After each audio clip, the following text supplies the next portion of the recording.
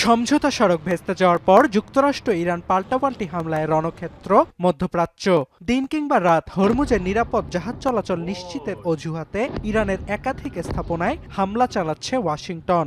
ঝরছে প্রাণ, বাড়ছে পূর্ণাঙ্গ যুদ্ধের শঙ্কা। বুধবার নতুন দফায় হরমুজের প্রবেশদ্বারে অবস্থিত ইরানের কৌশলগতভাবে অত্যন্ত গুরুত্বপূর্ণ গ্রেটার টুম্ব দ্বীপে ৯০ মিনিটের সাঁড়াশি অভিযান চালায় যুক্তরাষ্ট্র।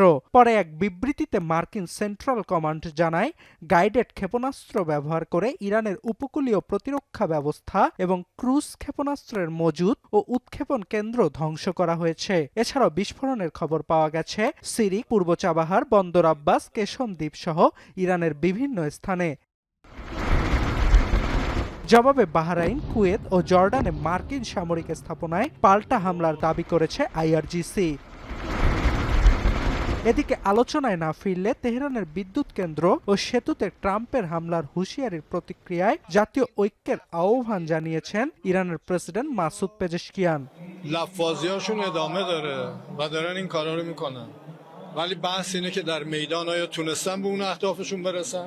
এছাড়াও যুক্তরাষ্ট্রের সঙ্গে তেহরানের নতুন দফায় আলোচনায় বসার কোনো পরিকল্পনা নেই বলে সাফ জানিয়েছেন ইরানের পররাষ্ট্র দপ্তরের মুখপাত্র ইসমাইল বাঘাই। অর্ণব প্রসাদ, এখন বিশ্ব।